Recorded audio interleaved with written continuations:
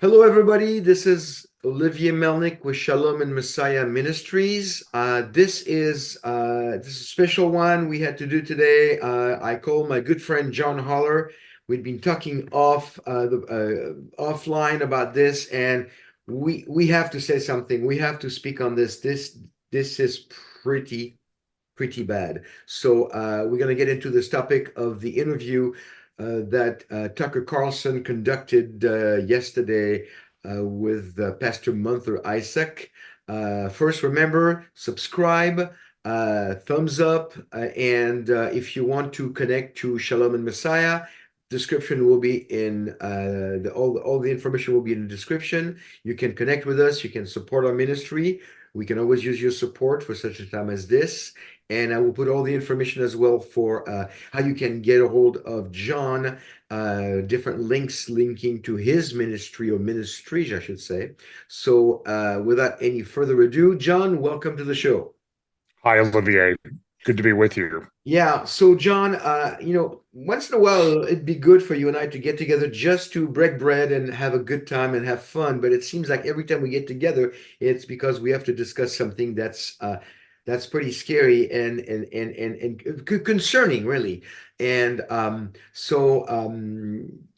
you and I individually both got wind of this interview that Tucker Carlson did on X, Twitter, of Munther Isaac, and I watched it yesterday. It's about what 45 minutes, and I don't know where to start. The thing that keeps coming back to me is that a guy like Tucker Carlson has the money and the staff to check things, to do research, to vet the people he's going to be interviewing. So I keep wanting to give him the benefit of the doubt, and I'm struggling with that because uh, frankly, when I watched the interview, and I put a link in an article I just posted on my blog, I put a link to the interview.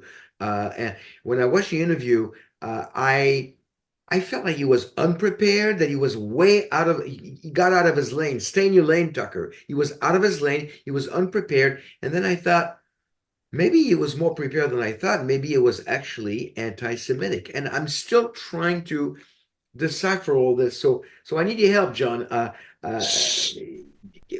What was your first reaction when you watched it? You mean beyond as when after my heart rate went up and I got pretty angry? You mean after I sort of calmed down a little bit, which I've still not calmed down. So Yeah. listen, there's things that Tucker Carlson does that I like, because he agrees with me. And on those things, a lot of us that are conservative politically, Christian conservatives, we would say Tucker Tucker Carlson is our ally. Agreed.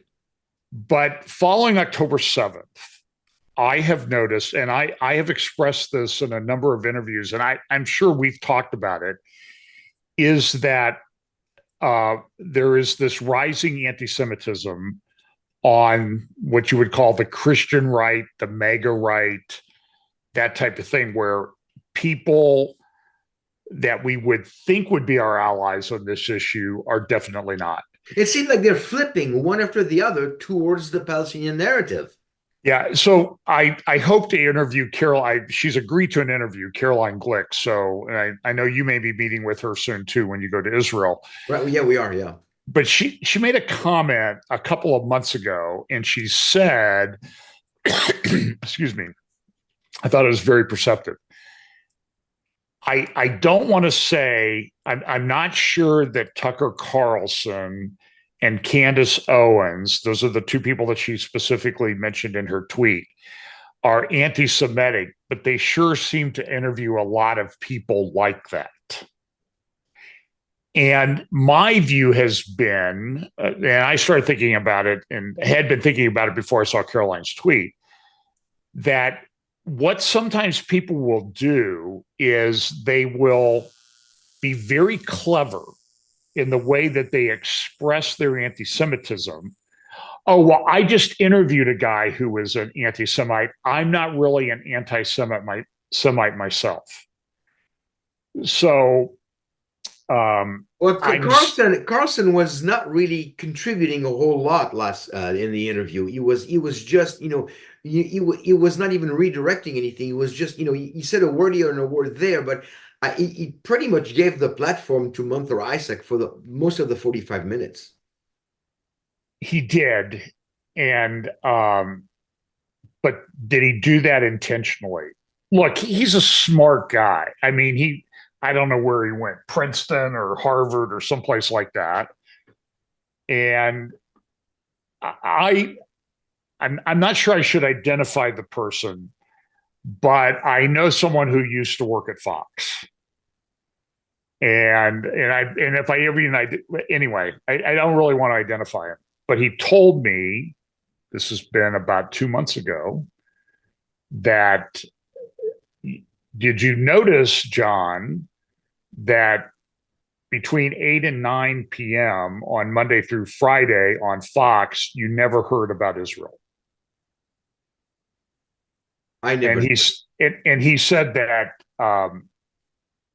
Tucker's dislike to maybe even hatred of Israel was an open secret at Fox, but you were not allowed to talk about it.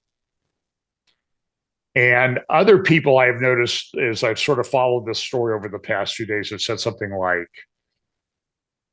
Tucker used to see Tucker. I can't remember the fire, whatever the line. There was a guy with he had Pat Buchanan and some other people on, and Tucker would be on that too. And the host of the program, big loudmouth guy, he didn't like Israel, and Pat Buchanan we know didn't like Israel. And this person says, I've always viewed Tucker as Pat Buchanan's replacement or successor on how he felt about Israel. So we've seen this with Candace Owens, and she had Kanye West on, and she defended Kanye West. Yeah, yeah. And now, on the right, guys like Nick Fuentes. I don't know if you've ever seen Nick. He's a very rabid anti-Semite. Yeah, he was. I saw him when he and Kanye appeared on Alex Jones. Yeah, and he's an articulate young guy, but he really gets my backup because he's conservative and I'm religious and a Christian, but those Jews, it's always those Jews. Those Jews, I know. And so I said, I know we talked about this back when October 7th happened, and you could see this rising anti-Semitism. I have said, you have said that this issue of Israel will be the most divisive issue in the evangelical church going I believe forward. that. I believe more, every day. I believe this a little more, and I'm yeah, absolutely. So it's very concerning to me. I am shocked that Tucker didn't ask the guy even one tough question. And if you look, his intro was incredibly supportive of him. And I have noticed this about Tucker, and I know this will probably get you a lot of hate mail, and that doesn't bother me if they send it to you. Thank you for that. Well, I'm being honest. I have to be honest. I'll forward it to you. That's right. You can forward it to me. We always have. We always joke at FBC, Fellowship Bible Chapel, we have a Department of Corrections. So, and I think we have an unmonitored email box that we can tell everybody to send their complaints to. But I've noticed this happening. So you said at the beginning, he was very supportive. Well, yeah, but he was very supportive of Munther Isaac. Right. This guy. And Munther Isaac is part of the Crisis Checkpoint movement. Yeah, he's the director. Right. I mean, he's the, and I met him. I went to a Crisis I don't know if you've ever been to one. I went to a Crisis Checkpoint conference when they had it in Oklahoma about. I meant to go to that one, and my schedule did not allow me, but I remember that one. Was it in 2018? 2018. Yeah. It actually was, It started the day after the Prophecy Watchers conference in Norman, Oklahoma. So I thought, well, I'll just go to both of them, kill two birds with one stone. And so I met a lot of people there. I met Dexter Van Zyl, who used to be with Camera, who's now with the Camera is the Committee for Accuracy in Research, Middle East Reporting. It's a very, very good website. Yeah, and that's the point. You Google Munther Isaac, and you will find all kinds of things about him. So my friend Brian Schrager, I don't know if you know Brian. He's very familiar with Bethlehem. He wrote about the Christ at the Checkpoint conference in the Jerusalem Post, and he was visited by people from the Palestinian Authority and taken down to be questioned. From where I think he lived in Bethlehem at the time. And they said, we don't like, you shouldn't be writing such things, and it may not end well for you. So I believe he went home, packed up, and moved to Jerusalem. So that was back in, probably 2015 or 2016. I think Tucker, it's safe to say, this video that he put up is what I would call Tucker's Rick Wiles moment. Now I knew Rick Wiles when Rick Wiles was not a. Yeah, tell us. I mean, I know who he is, but Rick Wiles has. Well, I hate to drive traffic to his website, but he runs a thing called True News, and he was sort of in the universe of Watchmen, prophecy guys. And so I was on his show once or twice back in 2014 or 2015. But since then, he's become rabidly anti-Israel, pro-Palestinian. And he went to the Christ at the Checkpoint conference, I think in the spring of 2018. And he said things like, well, Jesus was a Palestinian. And so this is the narrative that they have. So understand that what Christ at the Checkpoint puts out is a version of liberation theology. Leftist, Marxist, Leninist liberation theology. It's also part of what's been called I forgot his name, Paul, is it Wilkinson? Christian Palestinianism. Christian Palestinian, yeah. Paul's been to the Christ at the Checkpoint as well. Yeah.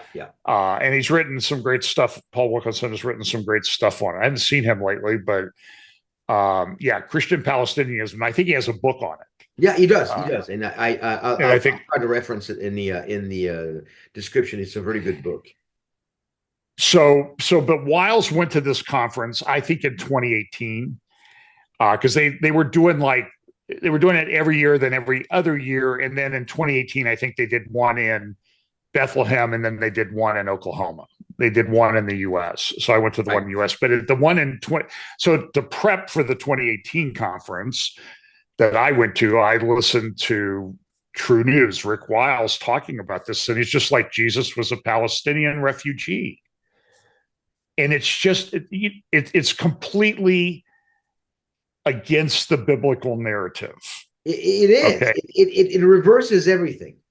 So Rick Wiles and these guys will say, well, I go to my Bible, and somebody sent me a page out of just this last week out of the MacArthur Study Bible.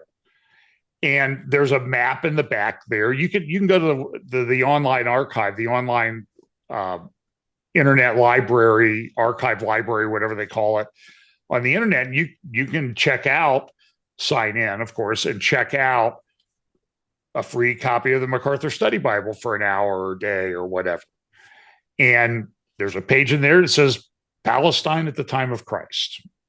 Well, I can tell you one thing from having seen it with my own eyes.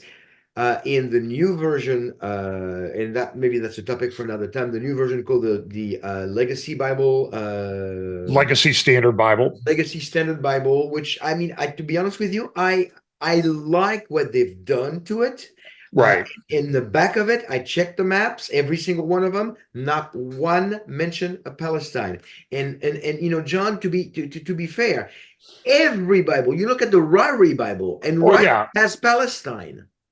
But they think Palestine in terms of land mass. They don't think of Palestine in terms of geopolitical displaced people. So to them, it's not an issue. But to the new people who are getting a Bible today, they're confused. They don't know. So there's a yeah, and there's a very famous and by the way, if you look at the copyright information and the MacArthur Study Bible, I think this was a 2022 New King James version of it. And by the way, I have a MacArthur Study Bible, and I've been to the Grace Community Church a number of times. I knew professors and dean of Master Seminary. I mean, I've gone there and had lunch with them.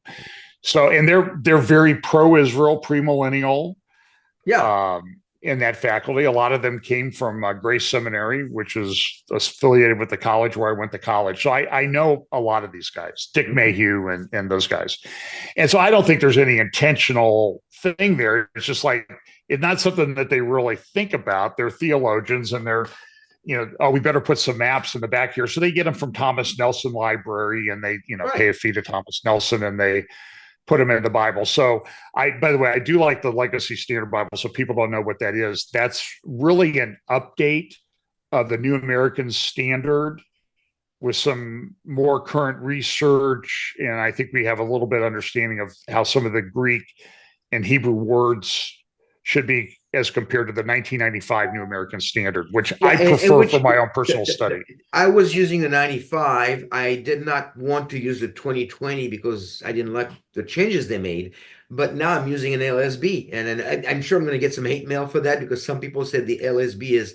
But that is the Bible. I like the fact that they changed the word Lord into Yahweh in the Old Testament. Jewish people don't mention the name of God, but I'm a Jewish believer in Yeshua and Jesus. I have no problem mentioning the name, even if we didn't have the original vowels. We got bigger fish to fry. But anyway, let's. And the Legacy Standard, by the way, was a project largely of Master Seminary. Yeah, it was. And some people argue that, it's only like 5 or 6 people that were on the committee, and that's a little narrow of a committee for a Bible translation. And I could see that. But anyway, excuse me, so we're off topic. Yeah, we're off topic. You and I get off topic all the time. Excuse me.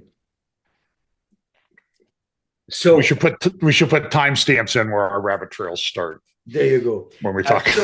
So the this interview by Tucker really there's no way he didn't know where he was going. Yeah, that's the point. Go to the internet, Tucker. I know you could use the internet because you do all your stuff online and you have a staff and all that stuff. And I'm sure you have high-speed internet at whatever home you're doing it from. And Google Munther Isaac and Christ at the Checkpoint, and you should be shocked by what you find. But this is so interesting because on every issue, you would expect that Tucker Carlson would be opposed to what Munther Isaac stands for. But when it comes to Israel, you see Tucker, you see Rick Wiles, you see any number of, like, there's guys on the internet that are popular like Stu Peters and that type of thing. They go along with this Palestinian narrative. Yeah. And it's based in liberation theology. So let me just sort of, I want to talk about the Travis Snow tweet, but to lead up to that, I've been watching this for a long time. And one of the leading liberation theologians that praxis that actually practices it, and what he does is Pope Francis. He is a leftist Marxist liberation theologian. And if you remember in 2014, I actually looked up the pictures this morning. Pope Francis went to Israel, and he went down to Bethlehem. And the first thing he does is he does the tearful pose for all the cameras at the separation wall that's there. And nobody ever talks about why that separation wall is there. No. A separation wall is there because snipers were firing from apartments and buildings in Bethlehem into Israel. Just like in the interview yesterday, I was waiting for even a sliver of a mention of the reason why October 8th took place is because October 7th, they went in Israel and killed 1,200 people. No mention of that. The only mention we get is the other side of the coin, the going into Gaza and trying to eradicate Hamas so that they can rebuild and have some of the Palestinians hopefully live in peace. And I don't know if that's even possible, but no mention of the terrorist attack, zero. So it's only one side of the coin. And by the way, I have that quote from I forgot his name again. You sent it to me this morning. Travis Snow. Travis Snow. And when you're ready, he's a Bible prophecy teacher and pastor and that type of thing. But understand when Pope Francis went to Bethlehem, this was in the days of the beginning of Christ at the Checkpoint. Yeah. And he's a liberation theologian. They're leftist liberation theologians. And so what did you see behind the Pope when he did a mass in Manger Square? You saw this mural. First of all, the three wise men were Pope Paul VI, Pope Benedict, and John Paul II. Mary looked like she was in a burqa. Joseph had a keffiyeh on, the Palestinian headscarf. I think I'm saying it correctly. And there in the manger was the baby Jesus wrapped in a Palestinian keffiyeh, the headscarf that they wear. Right. It's unbelievable. And I want you to understand, Tucker in his intro, he is totally on board with Munther Isaac. Why, there are no Christian pastors talking about Christians who are dying. There are no Christian pastors talking about the oppression of Palestinians in the West Bank. Listen, the population of Christians has dropped dramatically in the West Bank.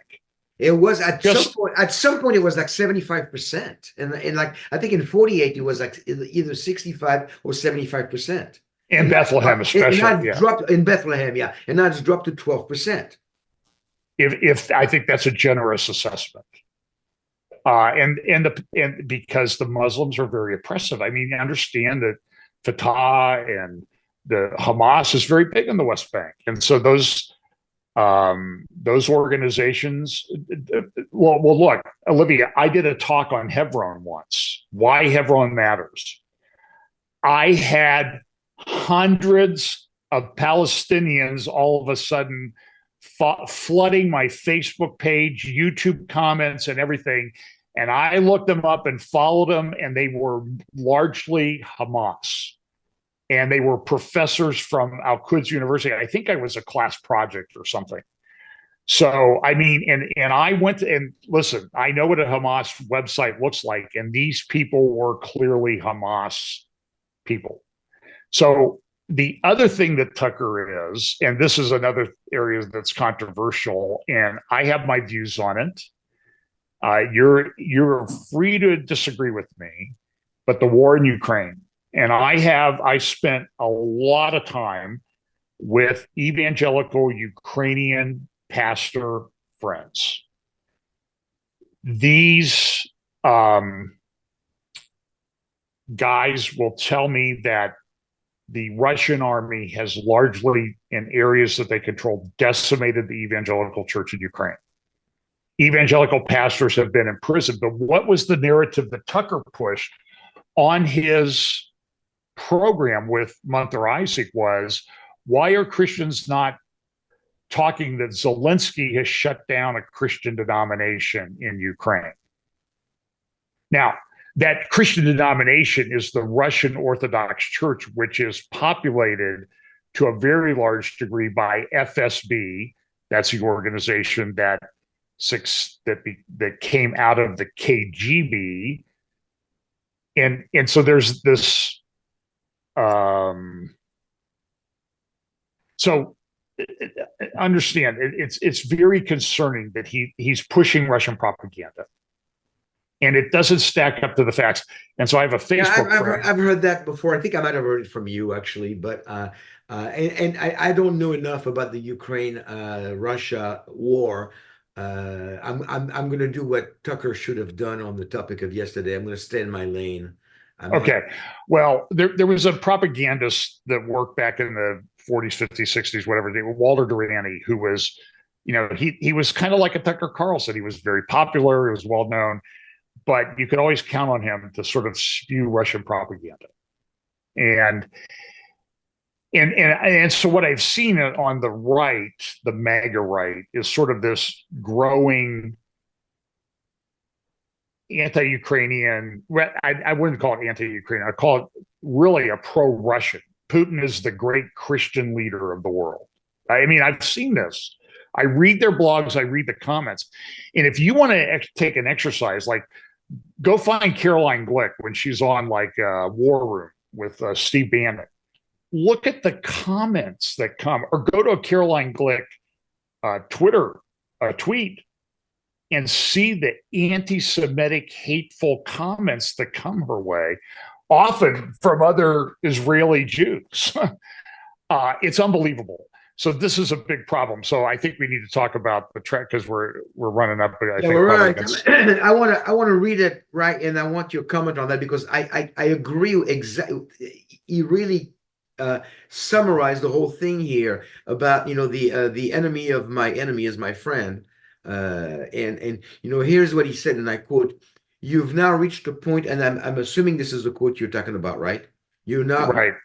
You've now reached a point where right-wing isolationists and nationalists have essentially the same anti-Zionist and anti-Semitic beliefs as left-wing neo-Marxist and Hamas supporters. Can you think of any other issue where the polarization between left and right has dissolved in such a way and led to a more or less unified position? So I want you to comment on that. I agree with that 100%. A friend of mine in Israel who's writing an article on it, like you're writing on, he asked for comments from people who'd been at the Christian Media Summit. And so I wrote up a big long thing. I talked about liberation theology. I talked about how, let's put it this way.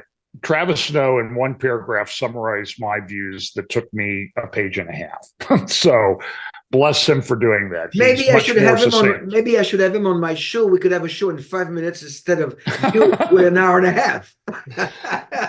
Yeah, but last night we did a roundtable on AI, and people were sort of complaining that we only went 2 hours and 15 minutes. So I don't know. Maybe they don't have anything better to do. Well, you and I will get to do that when I come to your church in. But this is an excellent tweet, and you should probably put Yeah, a link to it in your, or copy it and paste it in your I did. show I did. notes. I put a link in my. People can visit shalomandmessiah.com, go to the blog and the article on Tucker, and there is a link to that. The whole article, the whole But tweet. look at what he says. Let me put it another way. Would Tucker Carlson ever agree with people on the left in regards to abortion or LGBTQ or the border? Of course not. No. And he would not. But when it comes to Israel, there's like this big giant exception that gets carved out that frankly makes no sense to me because it's either intentional because of hatred of Israel and Jews, or it's complete ignorance of what Hamas, the Palestinian Authority, Fatah, and all those Palestinian Islamic Jihad and Hezbollah and Iran stand for. Yeah, It boggles my ignorant, mind. ignorance maybe 5, 10 years ago, but the way you can find information and all the books that have been written on the topic and all the videos and the conferences, uh, it's becoming very difficult to be able to plead ignorance on that very topic. So now we're at a place, I think, where anybody appearing to take sides, we can say pretty accurately they're really taking sides. And so I think that Tucker Carlson has expressed his views on Israel in no uncertain terms yesterday. And like you said, he didn't really say a whole lot, but he invited somebody who spoke on his behalf, I think. Right. And so it's very sad. And again, I had appreciate, I've watched him in different programs, and I enjoyed some of what he said, and I agreed with Tucker on many issues. But when something like this happens on Israel, I I've lost my respect for him. I'm sorry, I can't respect him anymore. So, I mean, and I see this a lot on what we would consider the Christian conservative right. Another channel, Judge Napolitano, who used to be big on Fox. Yeah. He has on guys like John Mersheimer, Scott Ritter, and all these people, and they just get on and they lambaste Israel. Israel is the source of all problems in the world. And Mersheimer's not some fly by night guy. He's a professor at the University of Chicago, and a lot of people consider him to be one of the leading geopolitical historical experts in the world. But he gets on these programs over and over again. And I'm just looking at him here, Israel's Dangerous Game on Judge Napolitano. He's going to be on today at 3 o'clock. It is becoming the divisive factor. I mean, I'm convinced. And then again, in my article, I talk about Zechariah 12 because the way I title the article, a little bit tongue in cheek, but there's truth to it. Is did the prophet Zechariah warn us about Tucker Carlson? And I think he did. I think he did because in Zechariah 12:3 and 12:2 and 3, and let me read it from the straight from the Bible. Behold, I'm going to make Jerusalem a cup that causes reeling to all the peoples all around. Now the one in siege against Jerusalem will also be against Judah, but it will be in that day that I will make Jerusalem a heavy stone for all the peoples who heave it up will be severely injured, and all the nations of the earth will be gathered against it. So I think as we conclude here, Tucker Carlson basically is joining all the nations of the world. He's joining the haters of Israel. John, there's no way around this. I don't think we're wrong here. And there's no way around it. He has picked his side. Listen, I have some Messianic Jewish friends, believers in Jesus, and Well, they're you have one of them online right now. I am one of those. right, and they're really upset with what happened because, especially if you understand who Munther Isaac is, and he was given a platform. And by the way, as of this morning, that video had over 7 million views. Do you think we'll get 7 million views? I doubt it. No, we will not. And so the cynical part would say, well, he's just doing it because it's a way to be popular. It's clear that being anti-Semitic like Munther Isaac is, and being on Tucker Carlson's show, you get millions of views. There's no commercial downside for you to do that. Yeah. And that's concerning. And I'm inviting people watching this video to go to my article because I posted on the article an analysis of the 12 articles of the Christ at the Checkpoint manifesto, and there's some truth in that manifesto. And so I agree with some, I disagree with some, and I agree and disagree with some others. So I tried as much as I could to be fair in doing the analysis, but you'll see that that manifesto is very much one-sided. It's promoting the Palestinian agenda, the Palestinian narrative of Israel being the colonizer and being the occupier, and the human rights. What's the word I'm looking for? They go against human rights. I can't remember the word. Human rights. Human rights. Yeah. I mean, like oppressors or human right violators or something Violators. like that. That's what I'm looking for. Violator. So I invite you to go to the article if you're watching this video. But this is very disturbing. So John, final words on this. What should Christians do when they see an article like this? Should they not read? Should they just? I mean, what can we do? Well, find Travis Snow's tweet and retweet it, repost it, or whatever they call it now, which I've done. Share it again, Right. and you have to stand up to it. Look, we know this again. This is going to be the most divisive issue in the church. And it's only going to increase. I see no way that this gets walked back in any way until the Lord comes and sets everything right. Absolutely. Well, we're not going to do it. John, thank you. Thank you for taking the time. As always. It's a little shorter than my regular program, but you've got another taping to do soon. And so I'm gonna let you go. We're gonna wrap this up. And you're going to be at FBC in about a little over 2 weeks. About 2 weeks from Saturday. Yes, I'm gonna come back from Israel. Pray that I don't get stuck in Israel.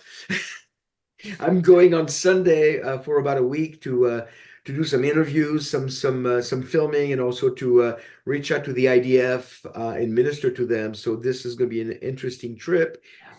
John, thank you for your time. Thank you, Olivier. And I'll see you next time. God bless you. Thank you.